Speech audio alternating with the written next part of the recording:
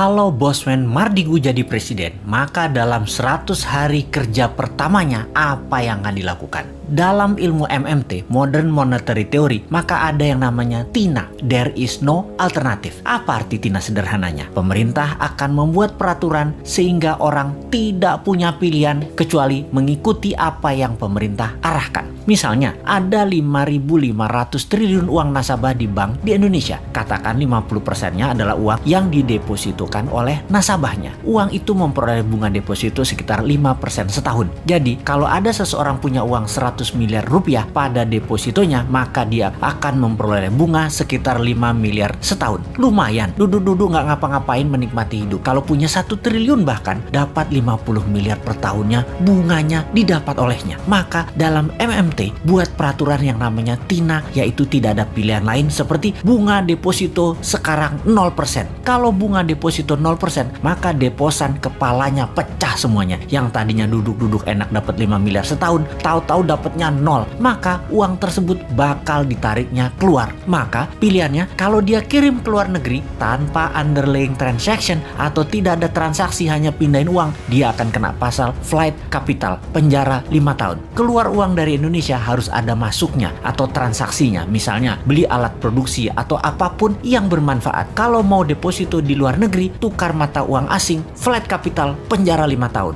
Apa yang terjadi kalau TINA diterbitkan regulasinya? Sementara dari 5.500 triliun, setengahnya adalah deposito yang tidak berbunga. Maka uang tersebut mendadak bisa keluar dari bank dan masuk ke sektor real. Jadi pabrik, jadi hotel, jadi kafe, invest di UKM, dan uang yang 2.000 triliun rupiah itu atau sama dengan APBN mengalir deras ke sektor ekonomi produktif. Ekonomi Indonesia dalam semalam akan berputar. Makanya jangan pilih Bosman jadi presiden. Saat ini, strategi berekonominya adalah membatasi gerak peredaran uang. Tidak heran, karena itu memang strateginya old mind. Fakta saat ini uang beredar hanya 48% dari GDP nasional. Kemudian, pertumbuhan pinjaman perbankan hampir tidak tumbuh. Padahal, salah satu indikasi untuk tumbuh ekonomi sebuah negara adalah pertumbuhan pinjaman perbankan di sektor industri di atas 10% per tahunnya dibanding tahun yang lalu. Strategi TINA adalah membanjiri pasar dengan uang segar baru, yaitu uang di bank deposito nasabah digelontorkan keluar ke sektor real. Itu strategi pertama yang sudah kita jelaskan. Ada strategi berikutnya untuk membanjiri uang ke Indonesia, yaitu dalam 100 hari pertama Newman menjabat presiden adalah memanggil para naga-naga yang telah lama berbisnis di Indonesia. Minimum 9 naga hadir di istana. Di istana dipasang kamera dari seluruh media elektronik termasuk live YouTube dan media sosial lainnya. Ketika mereka hadir dalam meja pertemuan, maka siaran langsung dimulai. Presiden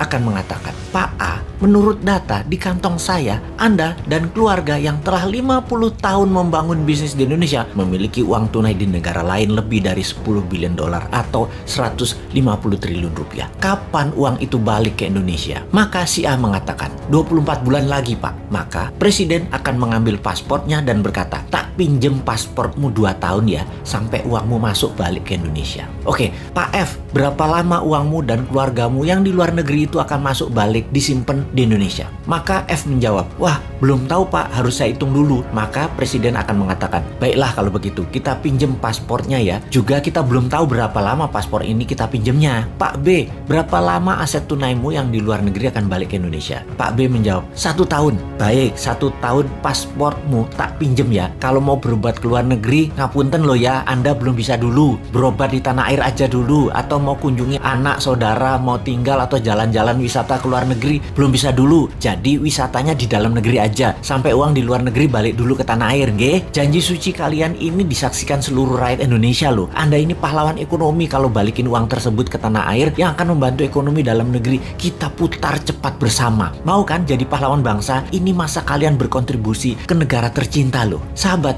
dari 11.000 triliun yang ada di kantong, pasti dengan strategi ini minimum separuhnya balik masuk ke Indonesia dalam setahun ke depan. Sulit mereka para naga nggak keluar negeri karena berobat itu di masa tuanya. Mereka juga berpenyakit kok, nyaman dengan dokter luar negeri. Juga sulit mereka tidak mengunjungi dan melihat simpenan-simpenan tanda petik ya, simpenan mereka yang banyak itu. Makanya jangan pilih Mardigu jadi presiden.